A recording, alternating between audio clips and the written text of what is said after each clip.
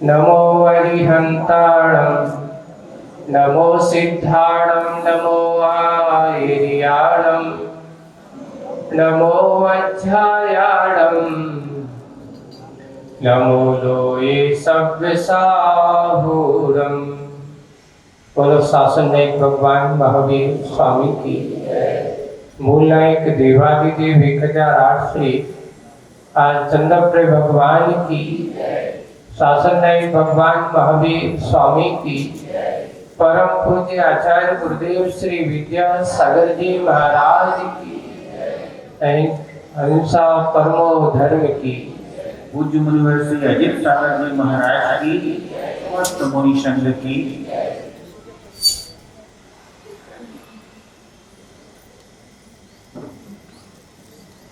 कुंभकार के नाम की संज्ञा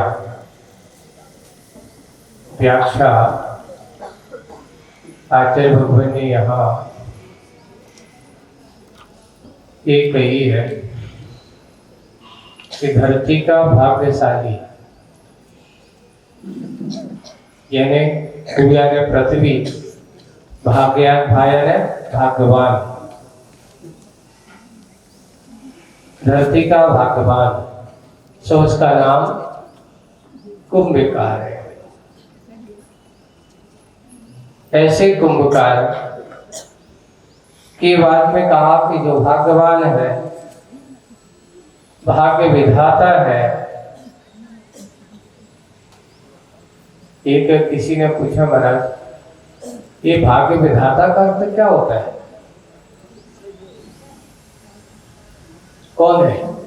अपन कहते भैया ये तो हमारे भाग्य विधाता है। भाग्य विधाता का अर्थ है अपने भाग्य का निर्माण करने वाला स्वामी, यानी कोई तुमसे कहे कि तुम्हारा भाग्य विधाता कोई दूसरा है,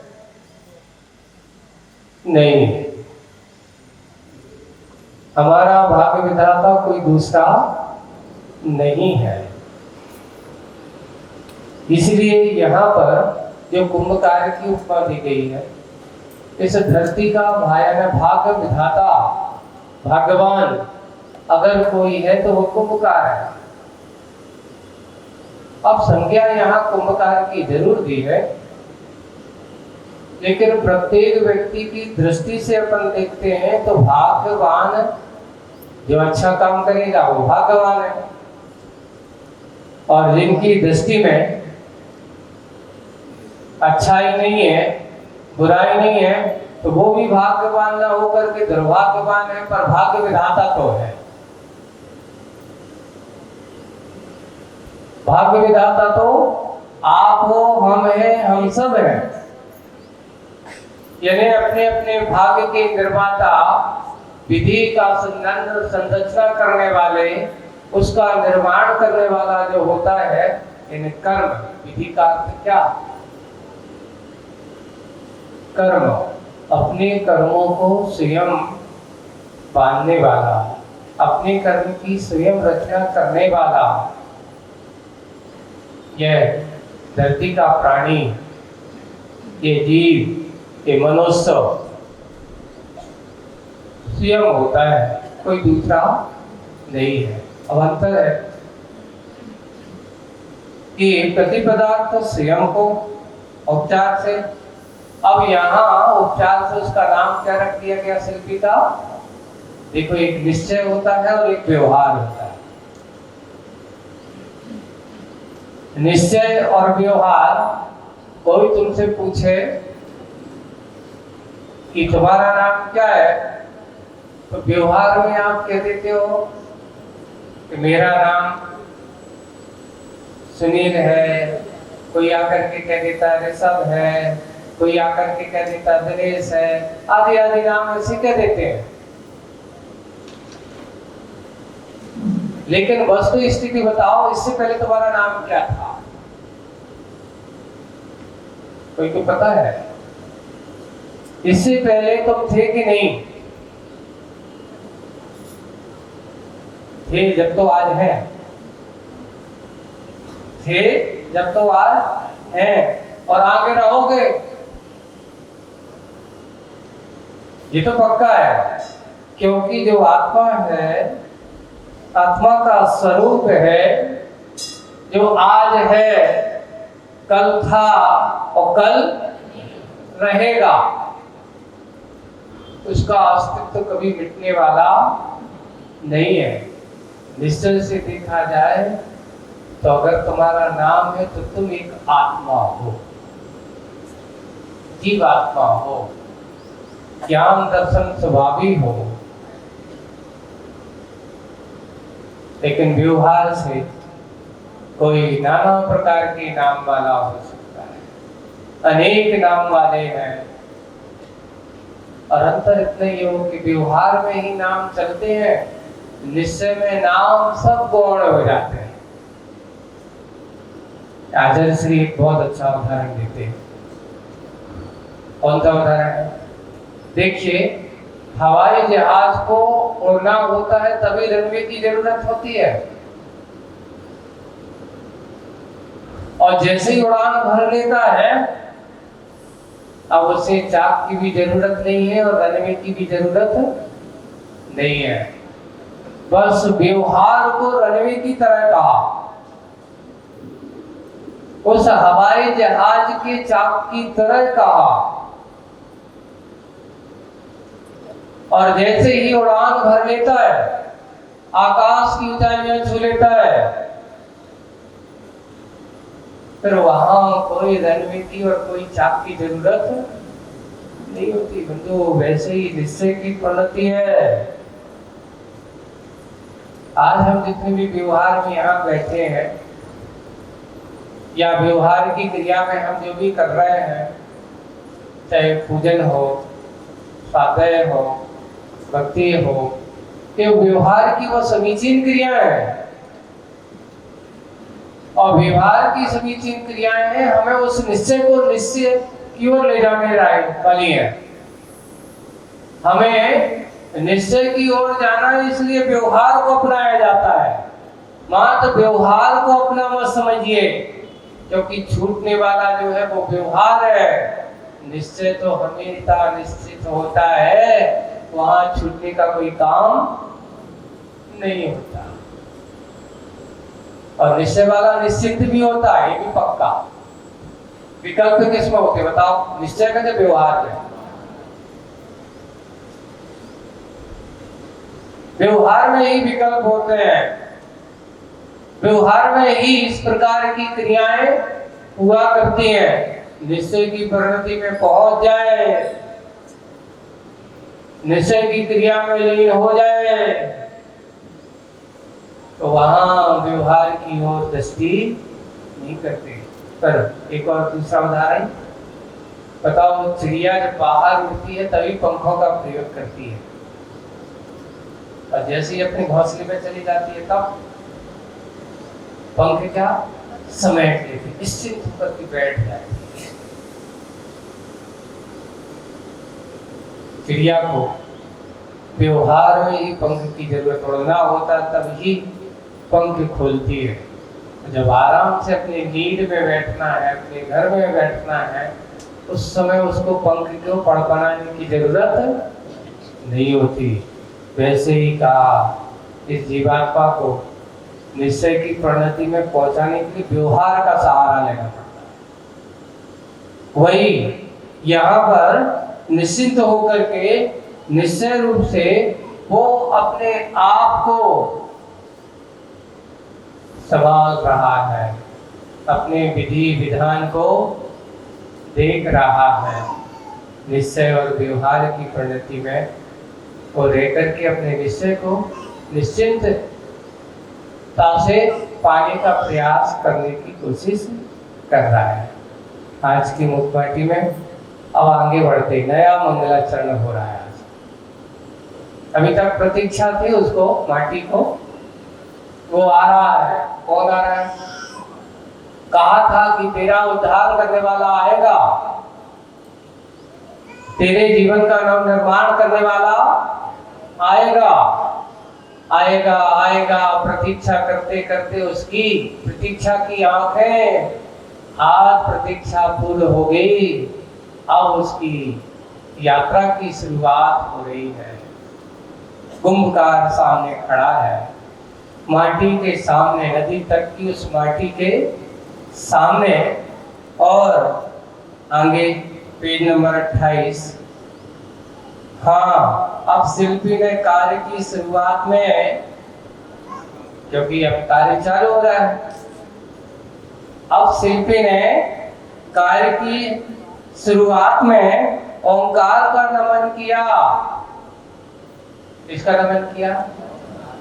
ओंकार। ओम, ऐसा मंगलाचरण कर रहा है।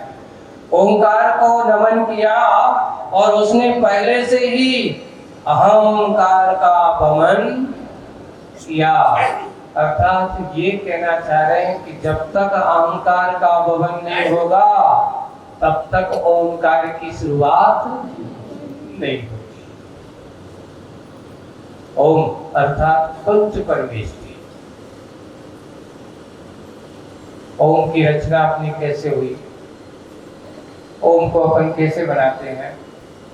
तो देखिए, सामान्य रूप से अपन ओंकार की रचना अपने यहाँ पंच परमेष्टि के नाम अरहंत, सिद्ध, आचार्य, उपाध्याय, सर्वसाधु, है ना? यहाँ पर दूसरे नाम की तरह से अपन लिया। अरहंत तो है, सिद्धे उनको अशरीरी कहा। क्या कहा? शरीर से रहित वो कौन है? अशरीरी। आचार्य, तो देखिए अरहंत का एक आ ले लो, अशरीर का दूसरा आ ले लो, तो दो छोटे आ मिलते तो एक बड़े आ का निर्माण होता है ना?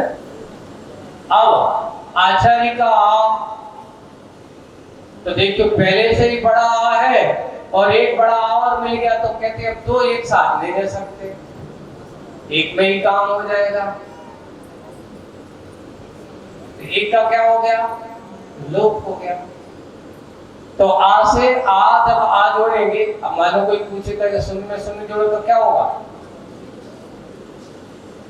शून्य में शून्य जोड़ो, शून्य आएगा। वैसे आ में आ जोड़ो तो क्या आएगा? आ आएगा। तो वही हुआ, आ को आ से जोड़ा तो क्या हुआ? आ। अब उपाध्याय का ओ, तो आ धन ओ बराबर ओ, क्या बन गया? ओ। और साधु को मुनि भी कहते हैं। साधु को क्या बोलते हैं? मुनि कहो, यति कहो, साधु कहो, अनगार कहो, ऋषि कहो, ये सारे बहुत सारे नाम हैं। तो मुनि का मां, तो क्या बन गया? पांचों परमेष्टि का बीजाक्षर बन जाता है ओ। इसलिए उसने संक्षिप्त में ओंकार की ध्वनि के माध्यम से अपना मंगलाचरण किया, अर्थात पंच परमेष्टि का स्मरण किया,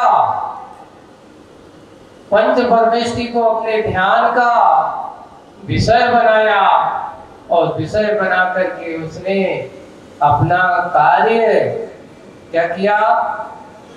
शुरुआत की।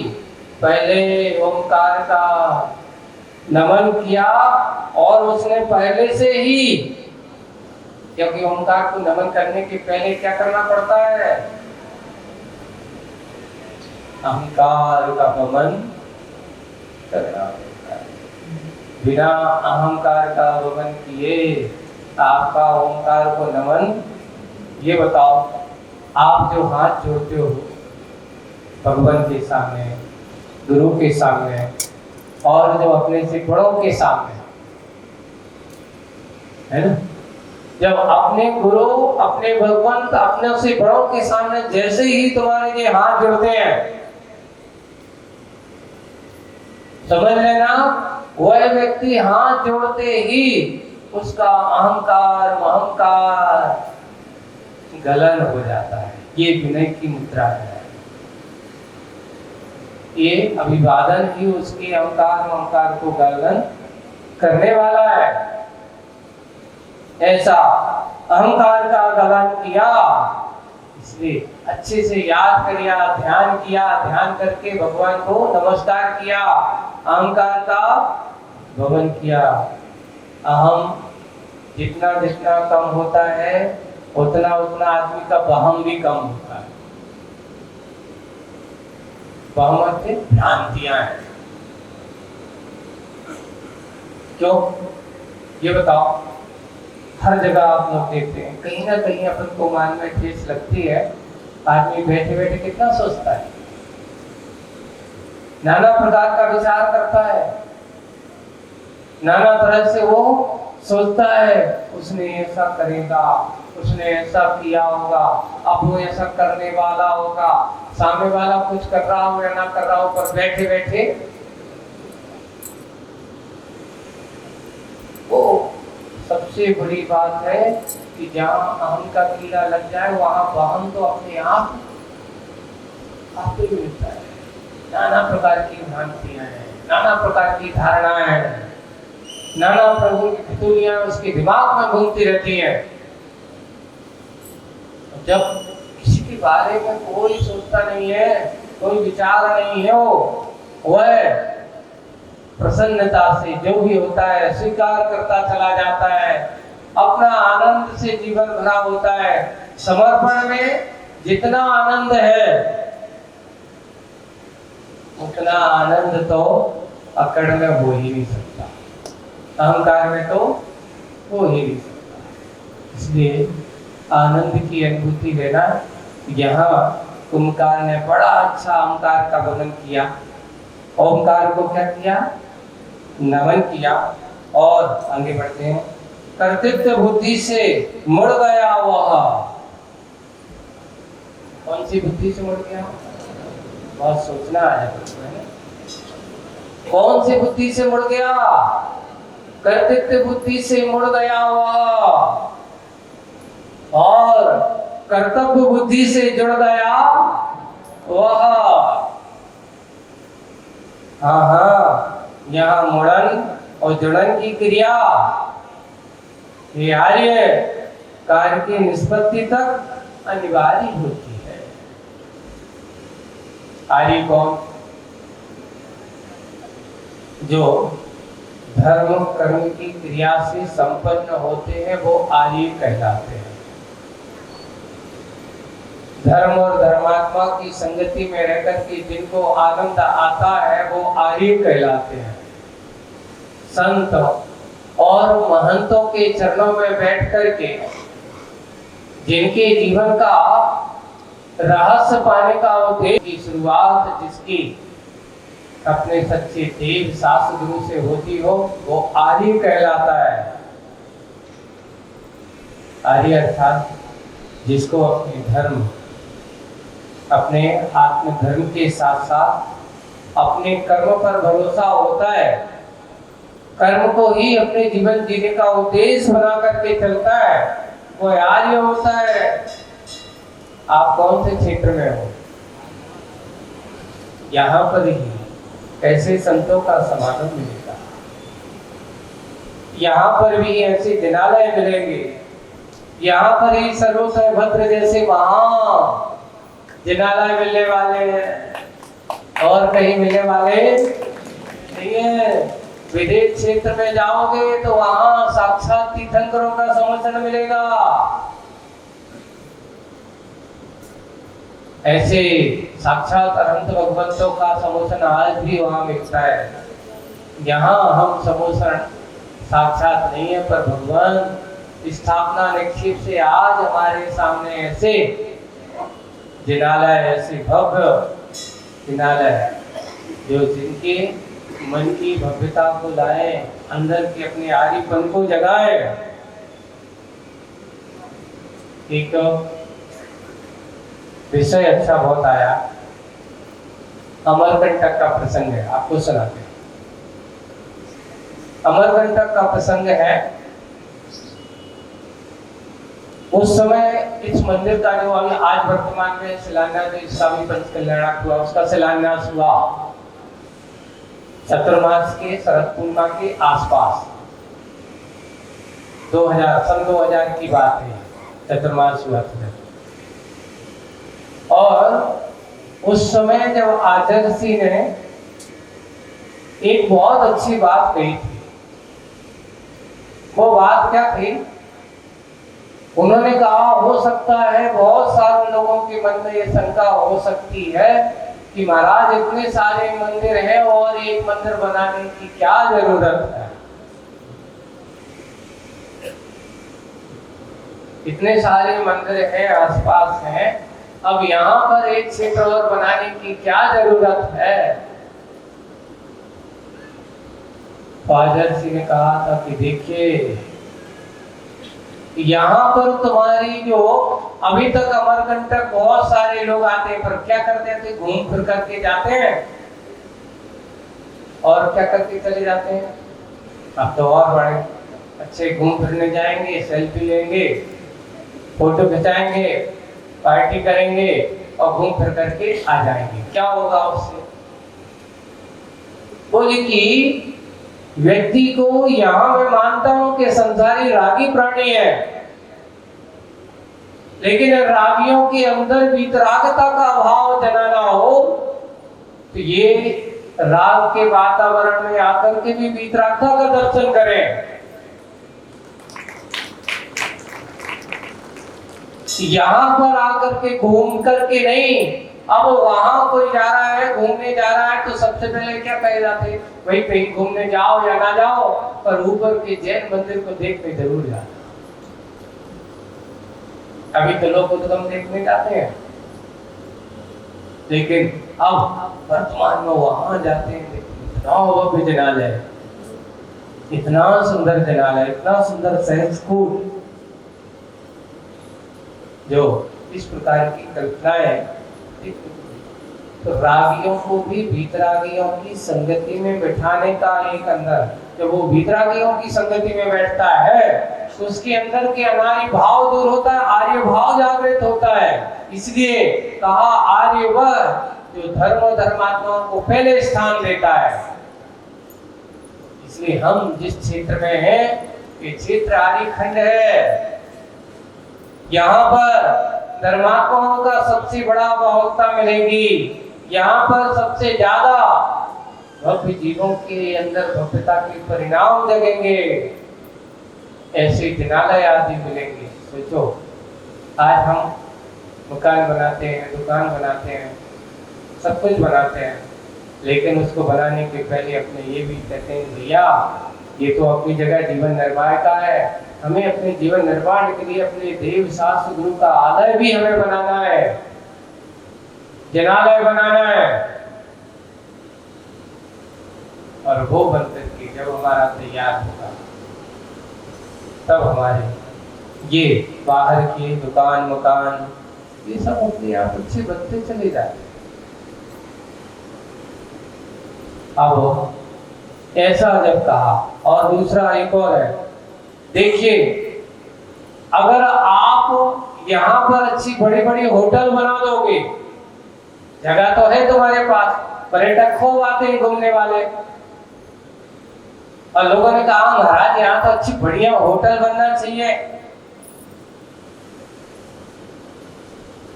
अच्छा, बहुत अच्छे से बड़े आदि लोगों को सुविधा देना चाहिए। इसके लिए बोले पैसा भी आएगा, लोग भी आएंगे। बंधु होश से ये बताओ, पैसा तो आ जाएगा, लेकिन उस पैसे से पुण्य आएगा कि पाप आएगा? एक बार आचार्य ने कहा, देखो धर्मशाला की बात मत करो, धर्मायतन की बात करो। काय की बात करो? धर्मशाला में तो बहुत सारे लोग धर्मशाला के नाम से आते हैं और ना जाने क्या क्या करके जाते हैं। आए दिन हम देखते हैं तो वहां पर इतने आप लोग जो बड़े बड़े हम लोग तो जहाँ लेके जाते हैं ना बिहार करके, और बिहार करके देखते हैं तो वहाँ जब ये बड़ी बड़ी धर्मशालाएं ये तुम्हारे रहते हैं और उनमें अगर हम लोग रुक जाते हैं और फिर बाद में दिखता क्या है, वहाँ कहीं अच्छी बाटलें दिखती हैं, है ना? जगह जगह देखें तो कई भोजन की थालियों की जूठन पड़ी मिलेगी, पान गुटखा मिलेंगे, दीवारों में ऐसा दिखेगा। जिनको देख करके लोग, अब बताओ धर्मशाला बनाना अच्छा है कि धर्मायतन बनाना अच्छा है? आप तो कहोगे महाराज, आपके सामने तो जाई कहेंगे कि धर्मशाला नहीं धर्मायतन बनाना, लेकिन हमारो संसारी प्राणी है, वो के बिना हमारो काम चलत नहीं है, वो भी जरूरी है। हम कहते हैं बनाओ, लेकिन कुछ नियम धर्म तो करो। कुछ हमारे यहाँ एक व्यवस्थाएं ऐसी होना चाहिए। हम धर्मशाला बनाते हैं, धर्मशालाओं में आपके यहाँ कोई नियम हो, कोई कायदा हो कि भाई देखिए यहाँ पर आपको ये नहीं चलेगा, अगर आप ऐसा करोगे यहाँ पर शराब मद्यपान आदि का कार्य होगा, यहाँ पर इस प्रकार का भोजन होगा जो हमारे लिए उचित नहीं है, हमारे धर्म हमारे समाज के विपरीत है, तो आपको इसको जुर्माना भरना पड़ेगा।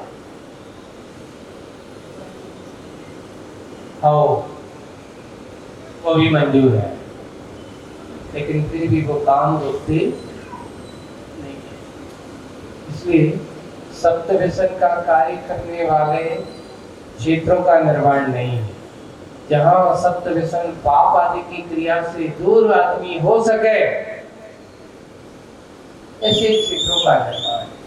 वही अब वह शिल्पी जिसने अपने उद्देश्य बनाया है और उद्देश्य बना करके आर्य की संज्ञा दी है, वो आर्य है, धर्मात्मा है, और आर्य वो ही है जिसे अपने एक उद्देश्य उधर दिया है। वो आर्य कैसा हो गया? कर्तृत्व बुद्धि से उड़ गया और कर्तव्य बुद्धि से जुड़ गया। कर्तृत्व बुद्धि किसे कहते बताओ? मैं सुखी दुखी मैं रंग राव, मेरे गृह धन वो धन प्रभाव, मैं सुखी हूँ मैं दुखी हूँ, मैं राजा हूँ मैं रंग हो, आदि आदि जो विचार है, ये मैं मालिक हूँ मैं सेठ हूँ मैं नौकर हूँ। देखो ये दो प्रकार की कर्तृत्व बुद्धि हो सकती है। एक बुद्धि अहंकार से बनी हो सकती है, दूसरी बुद्धि एक दीनता से भरी हो सकती है। मैं क्या करूं महाराज, अब हम ही हैं, बहुत दुखी है, हमारे पास ऐसा नहीं है वैसा नहीं है। एक कहता है मैं तो करोड़पति हूँ, एक पैसे के धन के कारण से अहंकार कर्तृत्व बुद्धि से भरा है, एक अभाव के कारण से कर्तृत्व बुद्धि से भरा है, अपने आप को दीनहीन दुखी समझ रहा है।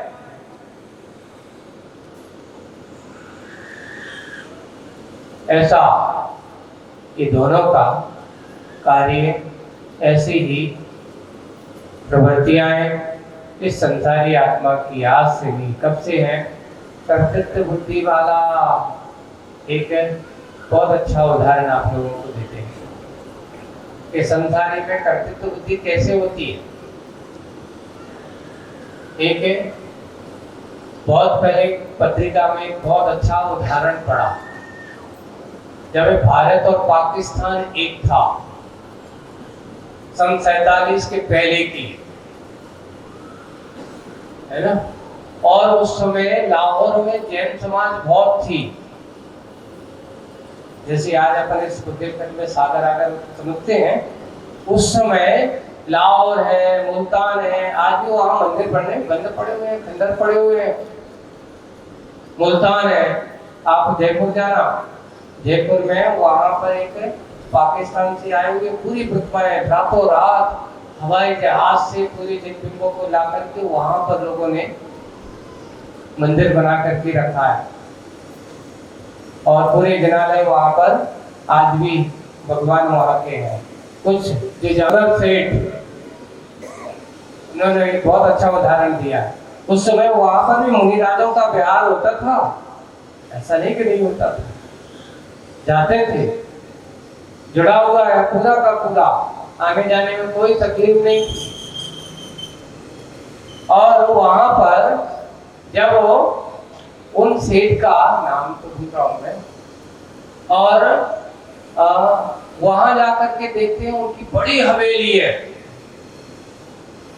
हवेली अच्छी, पहले राजा महाराजाओं की जैसी वो किले जैसे होते थे, पर नगर सेठों की किले तो नहीं होती, पर हवेली, बड़ी हवेली, पैसा बार धन संपत्ति व्यापार बड़ा है।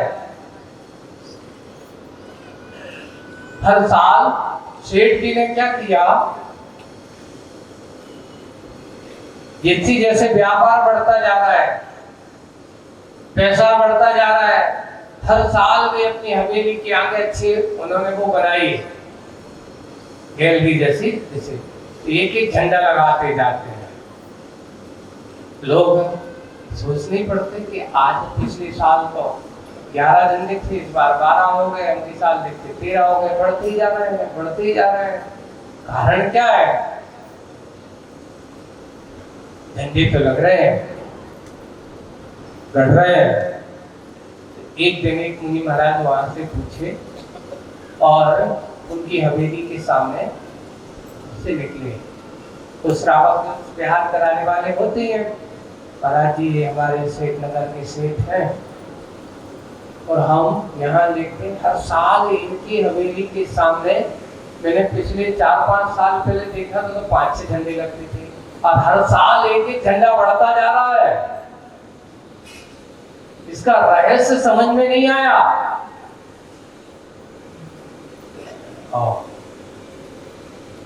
उन्होंने और सेठ जी थोड़े से जब पता चला कि मुनि महाराज आए हैं, धर्मात्मा तो है, धर्मात्मा है, साधुओं पर सिद्धांत रखने वाले हैं, और पता चला कि महाराज आए हैं, और जैसे ही उनको पता चला वो महाराज के दर्शन करने आए। महाराज के पास बैठे, महाराज के पास बैठते ही महाराज ने कहा, सेठ जी सुना है आप तो बड़े पुण्यशाली हैं, सुना है अच्छे लोग बहुत आपकी प्रशंसा कर रहे थे, पर लोगों के मन में एक जिज्ञासा है। क्या जिज्ञासा है? बोले कि 2-4-5 साल पहले तो आपके यहाँ ये सामने जो मेन गेट के सामने ये झंडे बढ़ते जा रहे हैं, इसका रहस्य क्या है? महाराज ये तो सब आपको आशीर्वाद है। क्या बोलते हो?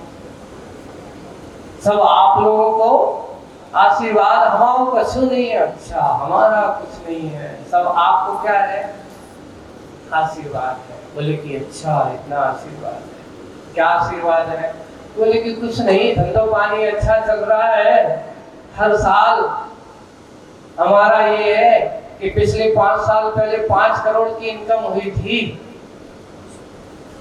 इस साल अच्छी बढ़ करके 8-10 करोड़ पर पहुंच गया। तो हम भी सोचते जैसे जैसा बढ़ता है वैसे वैसे धर्म के झंडे भी बढ़ते जाने चाहिए। धर्म के झंडे तो बढ़ रहे हैं, डंडे लग रहे हैं, पर ये बताओ तुम्हारे अंदर का धर्म बढ़ रहा है कि नहीं?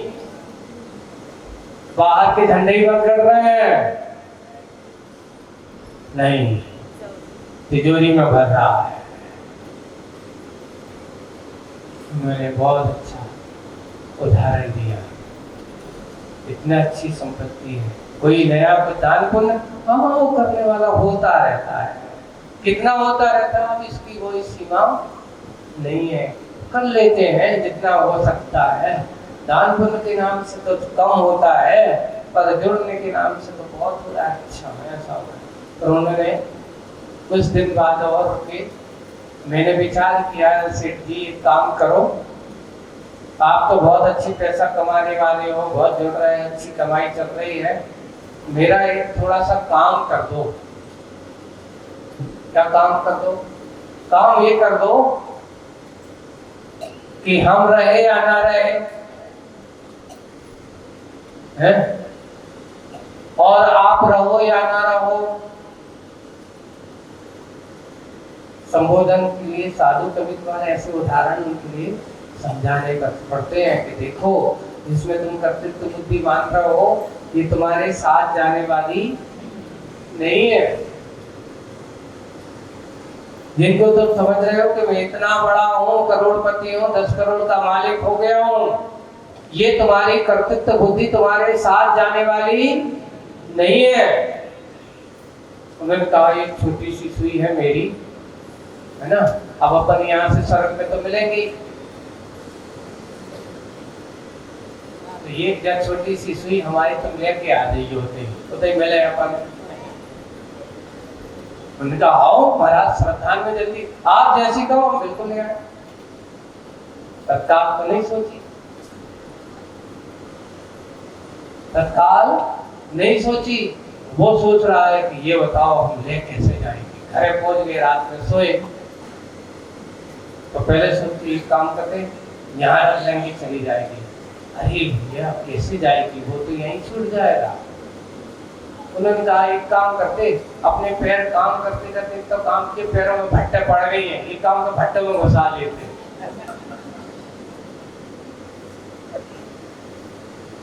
चली जाएगा, यहाँ से कहीं नहीं जाएगी। उन्होंने कहा ये तो पर सोचा जब वापस जाएंगे ये शरीर तो यही रह जाएगा, लोग जला देंगे, रसोई तो यही रह जाएगी। सुबह बड़ी पिक्चर होगी, भैया हमसे नहीं होगा। सुबह महाराज के पास, महाराज रसोई पकड़ो तुम अपनी, हमारा बस को नहीं है। लेकिन क्यों हम नहीं दे सकते, हम ले जाकर नहीं सकते, तो आपको देंगे क्या? तो लेकिन जब हमारा शरीर साथ में नहीं जाएगा तो मैं तुम्हें दूंगा क्या? सोचो, विचार करो। अब जब इसने ऐसा कहा तो वही तो आपको हम कहने चाह रहे हैं, सेठ जी ये करोड़पति कितने बन रहे हो, कितने झंडे कट रहे हैं, पर अंदर के झंडे उखड़ रहे हैं कर्तव्य बुद्धि में। समझ लो, समझ जाओ कि झंडे उखाड़ो, और उखाड़ना है तो क्या उखाड़ो? अपने अंदर की कर्तव्य बुद्धि, मैं ऐसा हूँ, मैं करोड़पति हूँ, मैं अरबपति हूँ, ये कोई भी काम नहीं आने वाला। आने वाला क्या है कि अपने आप को जितना जोड़ सको, ये तो बाहर के हैं। जैसे मछली को जल जीवन का कारण होता है, मछली को जैसे जल जीवन का कारण होता है, वैसे ही इस जीवात्मा के लिए व्यवहारिक क्षेत्र में ये धन संपत्ति जल के समान होना चाहिए। कैसे होना चाहिए कि तुम्हारा जीवन सुरक्षित हो, तुम्हारे जीवन में सहयोगी हो, तुम्हारे लिए जीवन निर्वाह में सहयोगी हो। अगर वो संपत्ति, वो धन तुम्हारे लिए विपत्ति बन जाए, समझ लेना फिर पानी अपनी चरम सीमा पर पहुंच जाता है तो मछली को भी जीवन संहार रख बन जाता है। ऐसे ही संपत्ति, धन संपत्ति को कर्तव्य बुद्धि से नहीं। आज वही मुखमाटी का ये प्रसंग कि बन सके कर्तव्य बुद्धि से जुड़ जाओ, कर्तव्य बुद्धि से मत बनो। किस किस की करता हो, कौन किसका करता है? कभी सोचा? आचार्य जी की बहुत अच्छी हाइको है, मन अपना। देखिए बहुत अच्छा, मन अपना, अपने विषय में मन अपना, अपने विषय में क्यों ना सोचता, क्यों ना सोचता। सोचो, विचार करो, तुम्हारा मन है, तुम किसके विषय में सोचते हो ज्यादातर, ये बताओ। अब उसका क्या होगा, वो काम को क्या करना है, वो काम कब होगा, है? सबसे बड़ी करता करता ये सोचते रहते हैं, ये जब तक नहीं होगा तब तक मैं चैन से नहीं बैठूंगा, ये करके ही छोड़ूंगा। और करते करते ऐसा हुआ कि वो करते करते काम भी पूरा नहीं हुआ और राम नाम सत्य है अरहंत नाम, सत्य है, हो गया, चला गया। सोचा था, क्यों भाई, क्या हो गया, कोई इच्छा तो नहीं है? एक व्यक्ति जिसने 10 रुपए से अपना व्यापार चालू किया। कितने रुपए से? 10 रुपए से व्यापार चालू किया। आज 10 करोड़ का मालिक बन गया 10 रुपए से। वो व्यक्ति करते करते उसने इतनी मेहनत की, सारा जीवन एक 10 रुपए से चालू काम किया है। आप उसको, अभी आपको मैं बताऊं इसकी कहानी किसकी है। आप लोग टाइम्स लिप्टन के व्यक्ति के नाम की कथा है। जो लिप्टन चाय जाती है, चाय आप लोग जो घरों में आपके घर का, उस व्यक्ति ने क्या किया था, पहले चाय वाले की दुकान पे काम करता, चाय वाले की दुकान पे, और फिर बाद में धीरे धीरे उसको थोड़ा पैसा हुआ तो 10 रुपए उसके हाथ में आए, तो उसने फिर चाय खरीदी खुली वाली, जाकर के घर घर उसने बेची, पैकेट बना करके थोड़ा सा पैसा कमाया, थोड़ा सा और बढ़ा। ये होगा कि पूरे देश, पूरे जहां विदेश में होकर के देश विदेश में उसके नाम से उसने व्यापार बढ़ाया, वो करोड़ों अरबों की संपत्ति इकट्ठी कर ली।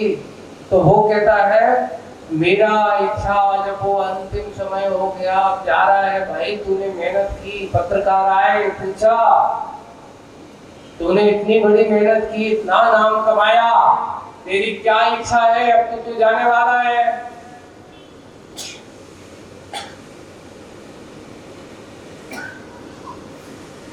तू जाने वाला है, अब तेरी इच्छा क्या है?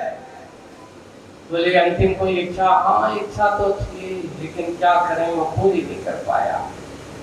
मैं 10 करोड़ का मालिक तो बन गया, मेरी इच्छा थी कि मैं 100 करोड़ का मालिक बन जाऊं, पर मेरी ये इच्छा पूरी नहीं हो पाई। ऐसे ही सोच में अपन पड़ रहे थे, ऐसे ही सोच में ये संसारी जन लगे रहते। इच्छाएं कभी कम होने वाली, कर्तृत्व बुद्धि से जुड़ो नहीं, कर्तृत्व बुद्धि से मुड़ो, कर्तव्य से जुड़ो। बताओ, श्रावक के कितने कर्तव्य हैं? आवश्यक कहो, कर्तव्य कहो, कितने हैं बताओ? 6। कौन कौन थे? देव पूजा, गुरुपास्ति, स्वाध्याय, संयम, तप, दानम चेति। गृहस्थानाम, किसके हैं ये? गृहस्थानाम, गृहस्थों के कितने दिन करना चाहिए? दानम चेति गृहस्थानाम, दिने दिने, एक दिन वो करके संतुष्ट मत होना, कर्तव्य हमेशा प्रतिदिन करना। कर्तव्यशील व्यक्ति, ये कर्तव्य दुनिया के काम हो या ना हो, पर एक काम जरूरी है। इसके इसलिए इनको आवश्यक कहा, कर्तव्य कहा। आचार्य भगवान एक बहुत अच्छा सूत्र देते हैं, आवश्यक और अनिवार्य में अंतर क्या है बताओ?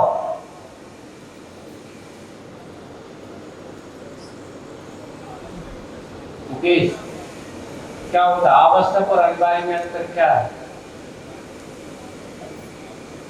तो उन्होंने कहा, जो करने योग्य जरूरी है वो आवश्यक है,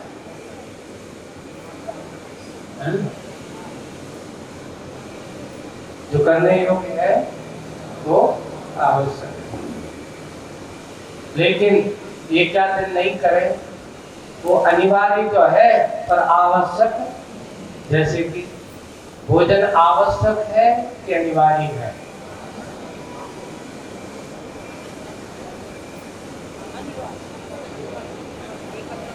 क्या है? भोजन अनिवार्य है,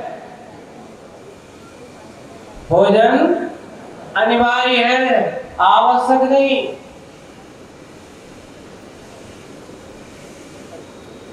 भोजन, लेकिन देव पूजा अनिवार्य नहीं, आवश्यक है। भोजन छूटता है, छूटना दो, पर भगवान की पूजा नहीं छूटना चाहिए।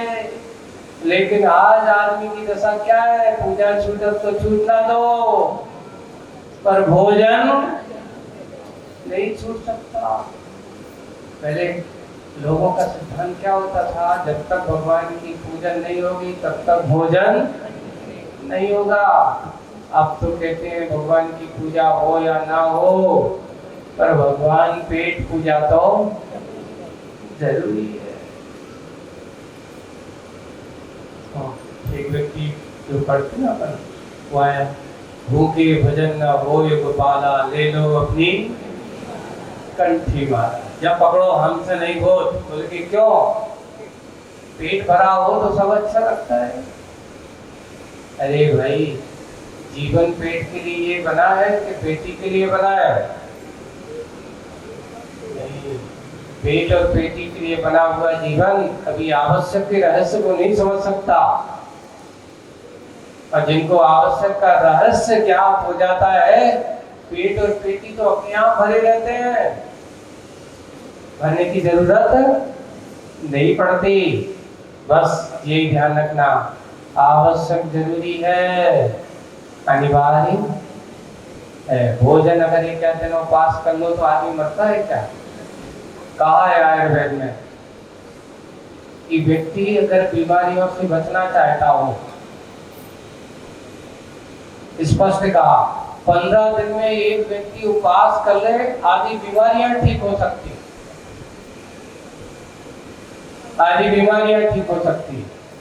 जैसे कि उन्होंने कहा, हमारा शरीर नाना प्रकार की विकृतियों बीमारियों से भरा पड़ा है, और अगर मानो आप उपवास नहीं कर सकते तो जल उपवास करिए।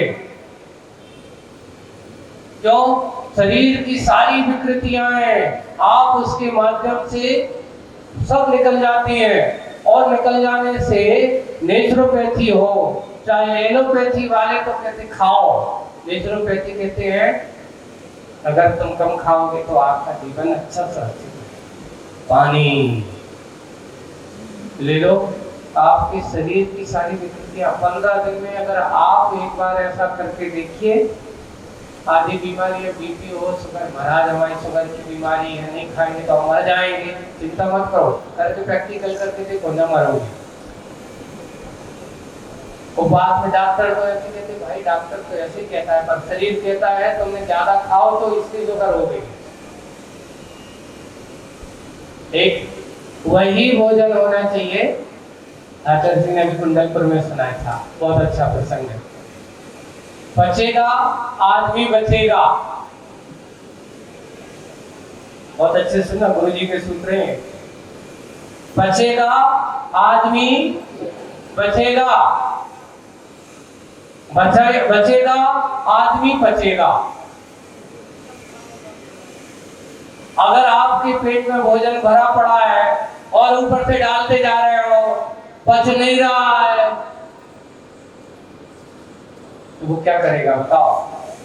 तो आदमी पचेगा, बीमारियां आएंगी। इसलिए वही खाओ जो तुम्हें पचता हो, बचने वाला मत खाओ। अगर आपने बचने वाला खाया, इसलिए जरूरी है भगवान की पूजन करने वाला आवश्यक, भोजन अनिवार्य है, आवश्यक नहीं। वो सिद्धांत यहाँ पर लागू हुए, करना है। कर्तृत्व बुद्धि से वो मुड़ गया, कर्तव्य बुद्धि में जुड़ गया और हो गया, मुड़ गया। मुड़न जुड़न की क्रिया है यार, ये कार्य की निष्पत्ति तक क्या है, अनिवार्य है। जब तक काम पूरा ना हो जाए तब तक मैं ये कार्य छोड़ूंगा नहीं। मुझे जब तक इसकी प्राप्ति नहीं हो जाए तब तक मैं काम छोड़ूंगी। अपने यहाँ एक भगवान आपके चरण, आपका ये शरण मुझे कब तक चाहिए? भगवान आपका नाम स्मरण मुझे कब तक चाहिए? यावन निर्माण संप्राप्ति। ये मत सोचो कि मात्र इस भाव में मुझे चाहिए,